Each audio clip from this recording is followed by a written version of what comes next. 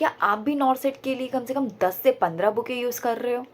तो you are getting wrong, because मैंने NORCET crack करा ये सिर्फ 4 बुकें इस्तेमाल करके। कैसे? वीडियो को लास्ट तक ज़रूर देखना, बिकॉज मैं लास्ट में एक मैजिकल बुक के बारे में बताने।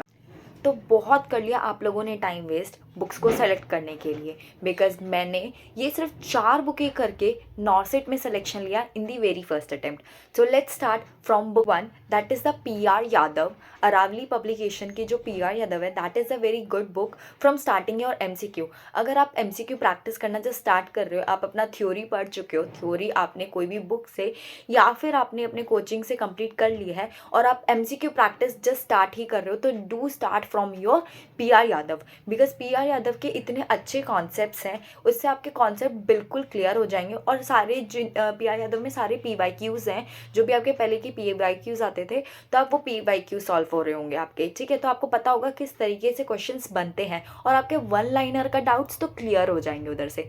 तो first book is the PR Yadav for your basics, right, कि आपके बेसिक जो भी MCQs होंगे आप उधर से सॉल्व करेंगे। अगर आप एकदम बिगनर हैं तो start with PR Yadav. And guys please don't forget to subscribe, because ऐसी ही जेन्युइन एडवाइसेस आपको चाहिए। So do subscribe and let's move to the next book. Next book है हमारी सॉन्डर्स, ठीक है। सॉन्डर्स का थ्योरी बहुत बहुत बहुत अच्छा है, ठीक है। अगर आप वो बुक पूरा का पूरा पढ़ सकते हो ना, तो आपको नॉर्सेट को टॉप करने से कोई नहीं रोक सकता, राइट। जब मैं सॉन्डर्स पढ़ रही थी, मेरे पास 3 महीने से भी कम टाइम था, तो मैंने लाइन टू लाइन तो वो बुक नहीं पढ़ी थी, बट हाँ मैंने उसके हाईलाइटेड पॉइंट्स, उसके जितने भी ग्रे बॉक्सेस थे, उसके जितने भी बॉक्सेस थे, जितना भी पिरामिड्स वाले थे, जितने भी जो साइड में लिखे हुए रहते हैं ना, सारे की सारी इंपॉर्टेंट चीज़ें ज़रूर पढ़ी थी। तो उधर से मैंने पढ़ी थी सारी की सारी इंपॉर्टेंट टिप्स, जो भी लिखा हुआ था, जो वो ग्रे बॉक्स बन रखे होते हैं, they are the most important, because ऐसा होता है कि क्वेश्चंस वहाँ से बन के आते हैं।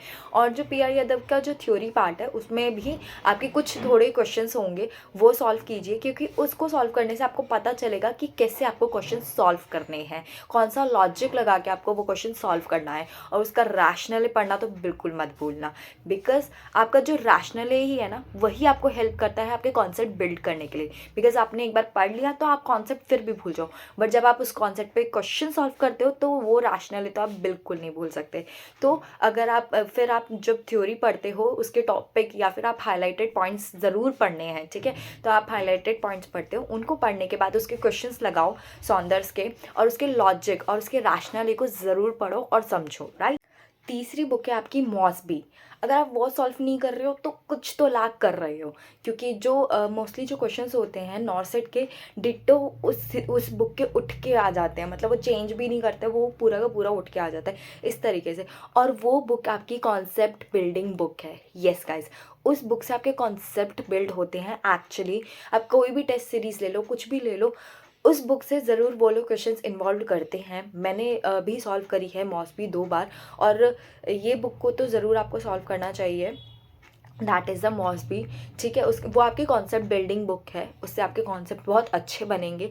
उसके रैशनल पढ़ो और एक न्यू टाइप आपको पता चलेगा इस तरीके से क्वेश्चन सॉल्व करना होता है, या फिर जो प्रायोरिटी बेस्ड क्वेश्चंस है ना, they are the very important question from them, ठीक है। तो लास्ट में हम बात करेंगे द मैजिकल बुक, जिसके बारे में मैंने आपको इंट्रो में बताया था, दैट इज़ द मिशन परिचारिका। Yes guys, mission high publication की मिशन परिचारिका जो ये बुक है, बहुत ही अच्छी बुक है। क्यों? क्योंकि इसमें आपको क्या मिलता है, आपको अपना थ्योरी बहुत अच्छी मिलती है। जितनी भी अभी मैंने आपको 3 बुक्स बताई, that is for your MCQ practice, मतलब आपका MCQ प्रैक्टिस से जो आपका लॉजिक आपका बेस बनेगा, उस तरीके की बुक्स थी वो। बट आपको अगर आपको बेसिक्स क्लियर भी करने हैं, कोई डाउट है वो क्लियर करना है, तो आप कहाँ से करोगे, राइट। किसकी थ्योरी इतने अच्छे से पढ़ सकते हो? तो मिशन परिचारिका बुक है, उसमें आपको बेसिक से लेके एडवांस तक की सारी ही थ्योरी मिलेगी, मतलब सारा थ्योरी पार्ट उसमें बहुत अच्छे से कंटेन्ड है। एंड उसमें आपको पता है आपको MCQ मिल जाएंगे, स्टार्टिंग के ही पेज में आपको इमेज बेस्ड क्वेश्चंस मिल जाएंगे, आपको बहुत सारी इमेजेस मिल जाएंगी जो कि पहले नॉर्सेट्स में आ रखी हैं और भी नॉर्सेट में रिपीट हो सकती है। सेकंड, आपको उसमें वन लाइनर्स मिल जाएंगे, बहुत अमेजिंग वन लाइनर्स, जो कि आपके PYQs में आ चुके हैं, मतलब आपके पिछले नॉर्सेट्स में आ चुके हैं, तो वो वन लाइनर्स मिल जाएंगे आपको उसमें। एंड देन उसमें आपको क्या मिल जाएगा, उसमें आपका जितने भी नॉर्सेट हो चुके हैं उसका अगर कोई भी पार्ट रिपीट हो रखा होता है बुक में, थ्योरी में भी आपका लिखा होता है कि this is from this year और ये आपका एम्स में आया हुआ है या ये इस कॉम्पिटेटिव एग्जाम में आ रखा है। गाइस टारगेट हाई से मैंने अपना मोस्टली थ्योरी कंप्लीट करा था, ठीक है।